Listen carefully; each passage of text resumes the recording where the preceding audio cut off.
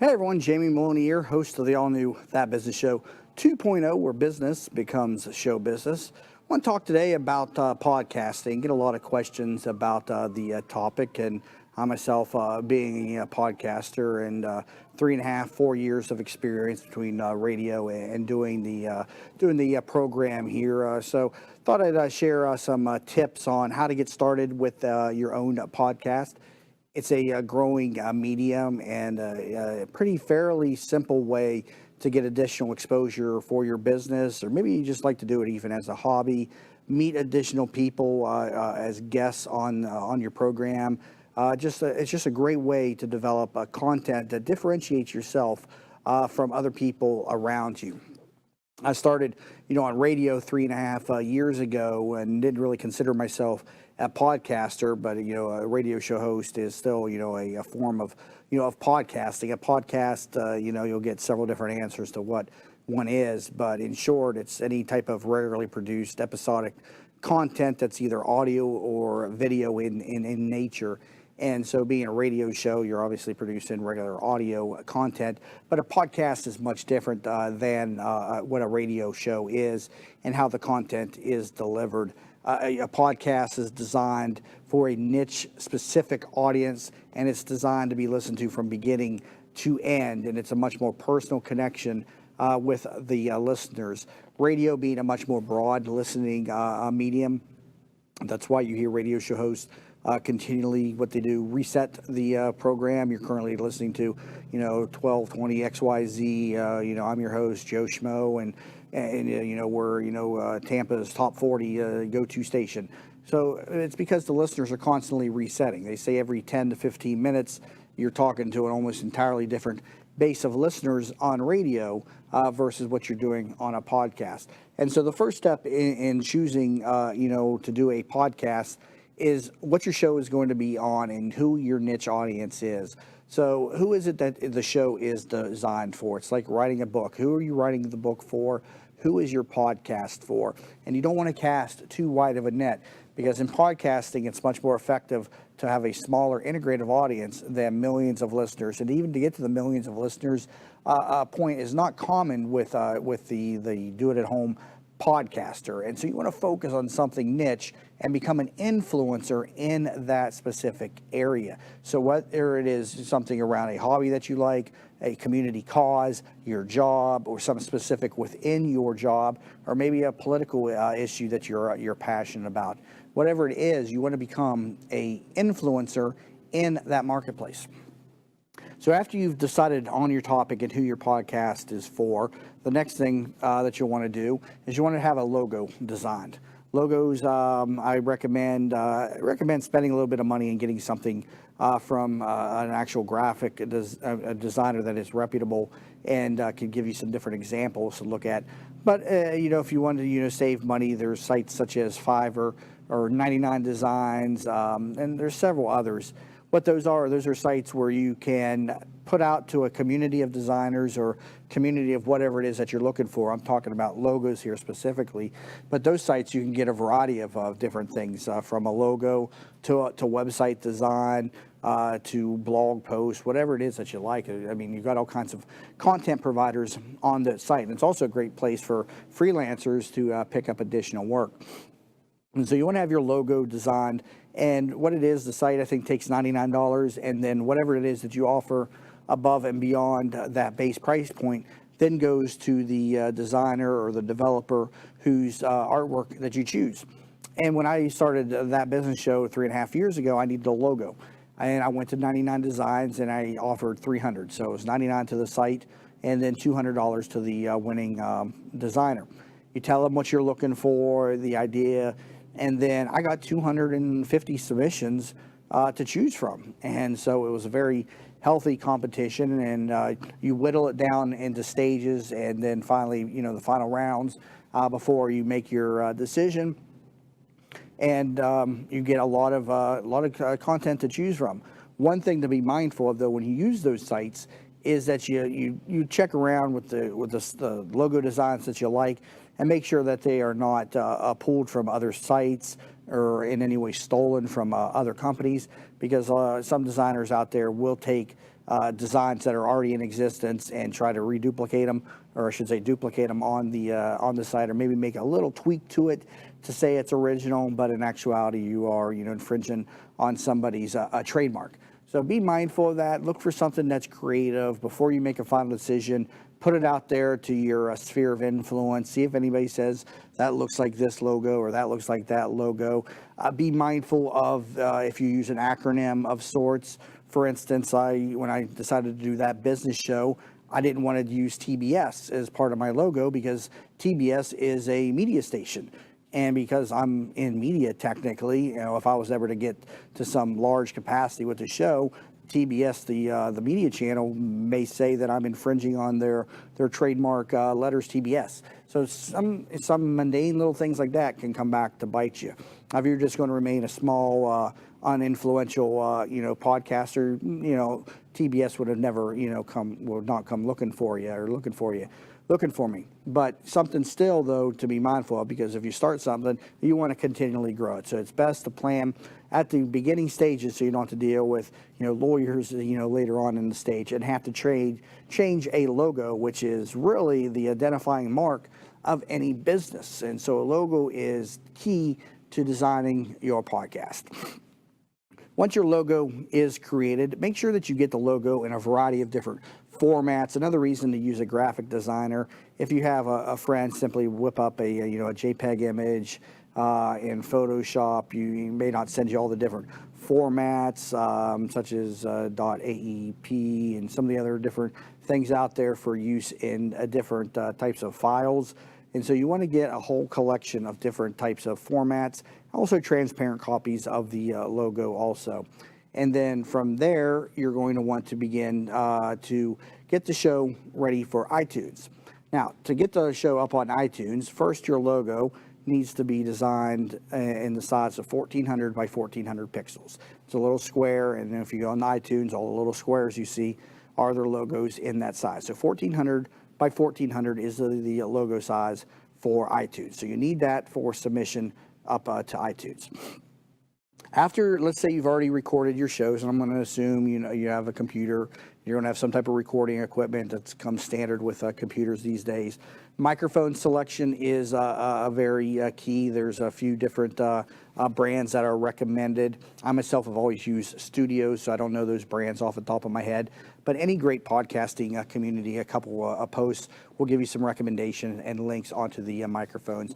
Quality of sound is very important with a podcast. One of the top complaints with listeners when they find stuff on iTunes is that the sound quality of the product is terrible. And so if you don't have good sound quality, you're going to immediately lose listeners no matter how good the content is. So invest in a proper microphone. Do not rely on the microphone that is simply with the laptop or the desktop computer that you have. So find a good microphone, and also to require your guests to use good microphones on their end as well. I even know one show that overnights a microphone to the guests and then has them send it back to them. That's how concerned they are with the quality of the sound.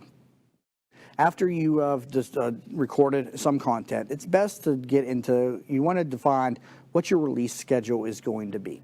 And it's very important to be consistent. If you're not consistent, you're not going to develop a following because they don't know when you're going to release content. So a lot of people start with a weekly show. If you're not doing at least weekly, you're probably not going to gain any type of real traction. So recommend starting out with a weekly show, and as you get comfortable with more and more content, then you can make a decision on whether it makes sense to step up in terms of the number of shows that you produce.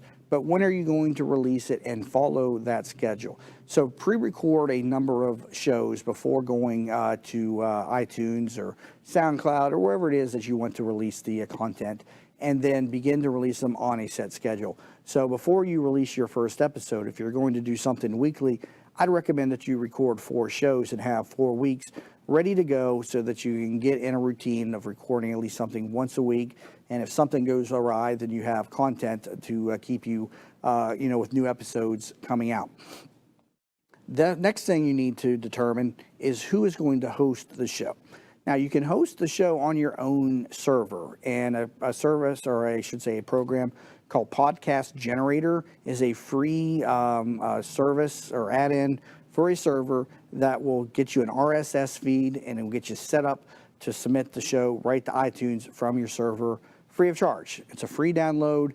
Install it on your server, make a few tweaks to the installation program, and then from there it's a matter of uploading the content to the media folder, and then the content will then update on iTunes via the RSS feed. Podcast Generator, again, a great resource. Takes a little bit of IT knowledge, and you then have to have your own server, which will cost you a few $100s. And again, you're going to have to know how to make some changes to a couple of the folders, know how to change them from read-only to read and write. And anybody with basic IT knowledge can go in there and help you with that. And also the nice thing about Podcast Generator is the creator of the program is readily available. You shoot him an email. He'll guide you through the installation, and if you get to a point where you're stuck, he'll even connect to your computer remotely and help you set it up. All he asks is some type of a donation, and I used his help several years ago when I began to set up my podcast on Podcast Generator. But there are some drawbacks to hosting your show on your own server, and so I'll discuss those and why you may consider the paid sources such as Buzzsprout and Libsyn here when I come back from the break. And I'll explain a little bit more about what an RSS feed is, and also some of the more to-dos about getting your podcast up and launched and the benefits of podcasting. So you're currently listening to the all-new That Business Show 2.0. I am your host, Jamie Meloni. We air new shows each weekday morning at 7 a.m. and all shows available on demand on iTunes and on YouTube. Simply go to thatyoutubechannel.com. And if you'd like to come onto the program and talk about your business, please go to tbsinterview.com. You're listening to That Business Show 2.0. I am your host, Jamie Meloni, where business becomes show business. Hi, welcome to Yeager's. We just want to take a minute and show you what we're all about. At Yeager's, our primary business is hardwood flooring, although we are remodelers for kitchen, bath, and general construction. We operate a fleet of shop-at-home vans that have all the flooring-type products, hardwood flooring, laminate flooring, tiles, stone, what have you. So we're able to come out first with products in our vehicles and take a look at the setting, how the colors will work, and then to be able to come up with some options and ideas for you. If that's not good enough, we have a large distribution center that we inventory product and have a nice display area.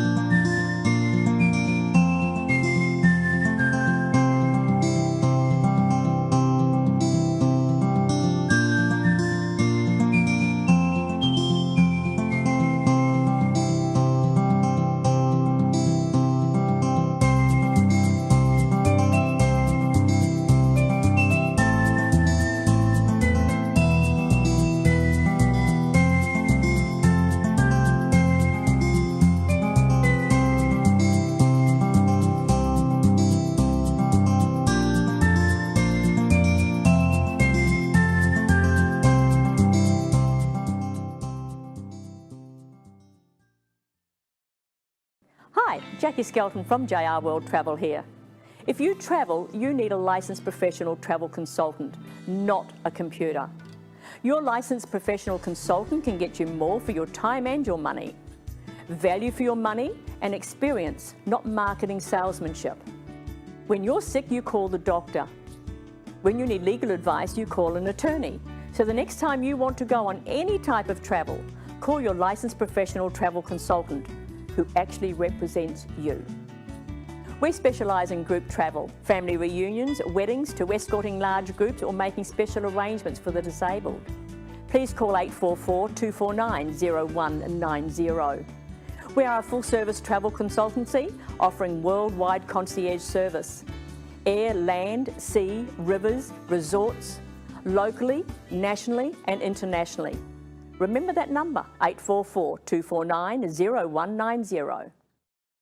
And welcome back to That Business Show 2.0. I am your host, Jamie Meloni. We're talking about podcasts and how to get one started because they seem overwhelming to some people when in all actuality, they're pretty simple. Nothing more than a microphone and a computer, recording software, and understanding of how to get the content onto iTunes and get you to be a podcaster. For no more than probably a couple $100, you can be up and running as a podcaster.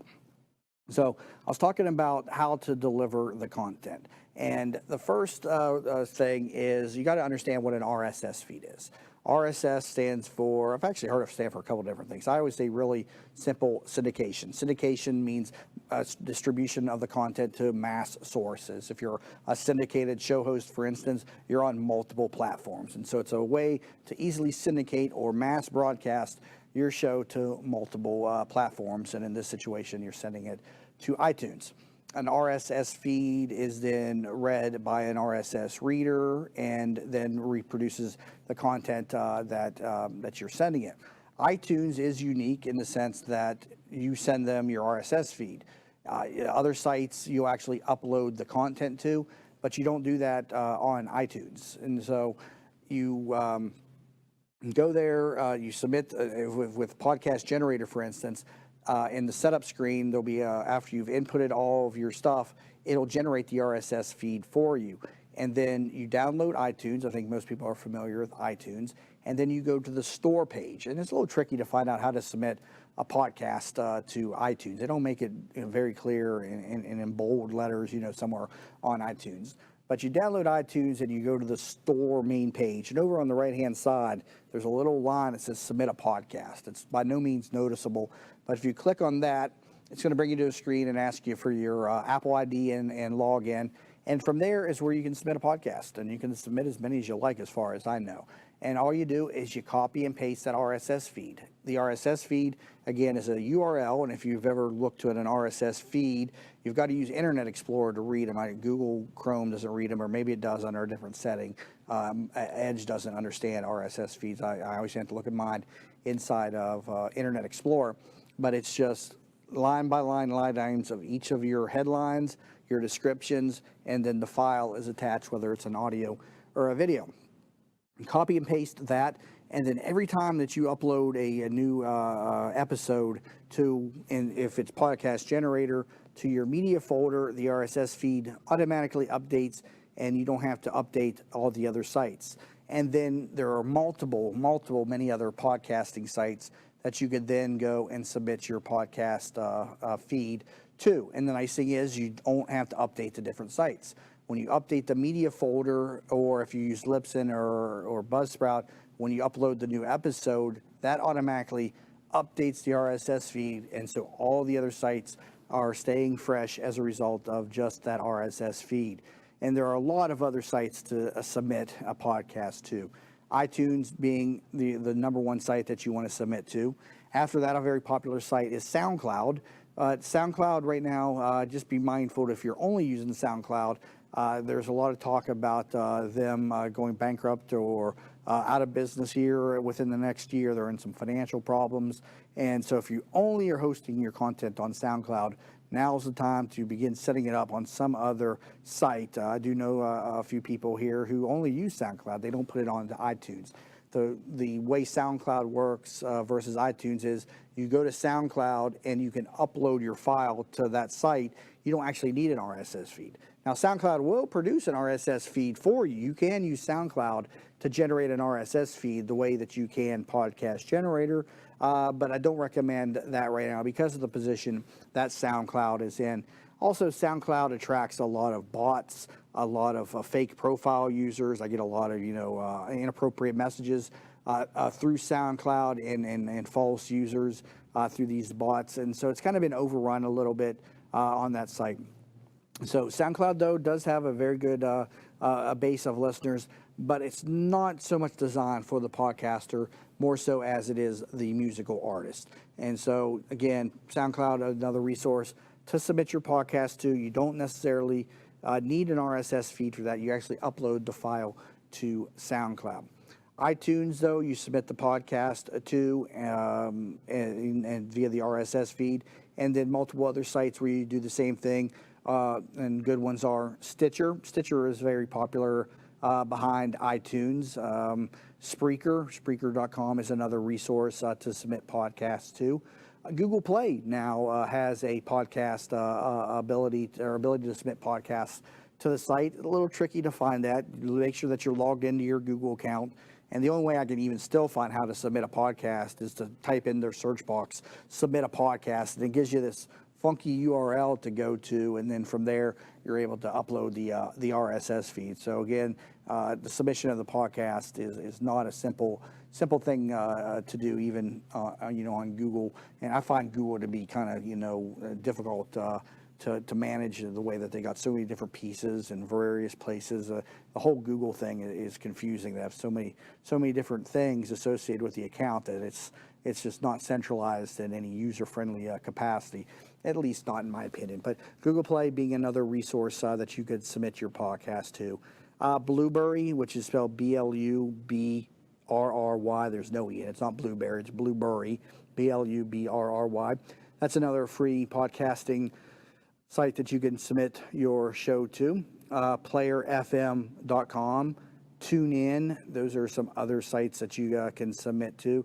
And then there's a variety of other places just copy and paste your RSS feed. And so if you do a simple Google search for places to submit a podcast, you're going to come up with a number of different places to submit.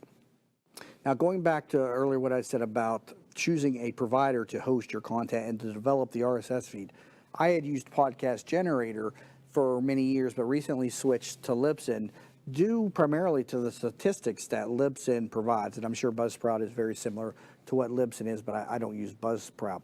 When you're hosting content on your server, you can see all the metrics, through your server back end, but unless you are, well-versed in IT and interpretation of the data, it makes it very difficult to accurately or easily determine the number of downloads that your content is given or getting. And that is key to getting sponsors for your program. So you want to have easy to read metrics that show the number of downloads that your show is getting. And so right on the homepage of Libsyn, it shows you, number of downloads, and it shows you number of downloads per episode. It shows you the region that it's coming from. It shows you the specific client or the bot or the program of that particular download. So a lot of statistics that go along with Libsyn. So, it does charge per storage on the site, but it is a good trade-off for the content, for the resources that they deliver. And if you are a show that produces a lot of content, they do have a flat rate fee available with a fee per megabyte megabyte of download or something. You can reach out to their support team, support@libsyn.com, and they can get you squared away with how that works. Libsyn is Libsyn, again, Libsyn.com. And so, again, I highly recommend that. But Podcast Generator is a great resource, though, for others out there who want to produce podcasts. Now, I am currently using Podcast Generator, though, still for the video cast size, because we produce high-definition videos on this program. Podcast Generator is the way I want to go, because I would be paying exorbitant storage fees to Libsyn, and download fees, I should say, if I were to use that service, because the video files are much, much, much more larger than the audio files, especially since we keep them in high definition now. And so Podcast Generator can be used to create a video cast for submission to iTunes. And I highly recommend more and more people explore video on their podcast, because video is naturally a step above audio. It's a step above, images. Went from images, the audios, the videos, and what you need on social media. And so podcasting being a very, steadily growing medium, videos are going to come into play more and more. And so if you're on iTunes and you search for That Business Show 2.0, you'll also see That Business Show 2.0 videocast, and you can watch the show. And when you watch it, you're streaming it off of my server. So hopefully my server is able to hold up to the traffic that it has or will eventually continue to grow. But as you get more and more downloads, you want to have a stronger server that can handle the interaction with your listeners. But something to be mindful of as you continue to grow. And another reason maybe to consider using sources such as Libsyn and Buzzsprout, because all of that management then is directed through them. Now, you can also sync your existing RSS feed from your server with Libsyn when you set up a new account. It was nice when I went to Libsyn. I was able to take my RSS feed, copy and paste it, and it was able to sync with all of my content and then produce the statistics that I needed going forward from there. I thought I was going to have to upload each file individually, and I've produced over 700 episodes now of this program, and so last thing I want to do is have to be re-uploading and re-tagging any of these programs. And so, in short, that's how you get a podcast up and running. From there, it's about developing quality, regularly produced content that is first entertaining and then informative. Entertainment always trumps informative, but nonetheless, whatever your sphere of influence is and whoever your audience is who you need to be designing your podcast for. If I could help you, I am thinking about opening up a consulting business to help people get their podcast started. So if you're looking for somebody to help build a podcast and get you through the entire process from idea to launch, reach out to me and we can talk about ways I could help you get that product in place. And again, I know a lot more about podcasting than just what I'm able to cover here in a 2-segment program. So reach out to me, Jamie, Jamie, Jamie at TampaBayRadio.com, and I'd be happy to talk with you about getting a show launched. Again, Jamie at TampaBayRadio.com. And also we can talk about featuring the show on my site too to help get you some listeners in addition to putting it out there as a new show where nobody knows about it and it takes time to build that up. So again, hope the show has been a great resource for you, and learn more about the program at my site, TampaBayRadio.com. You've been listening to That Business Show 2.0. I am your host, Jamie Meloni, where business becomes show business.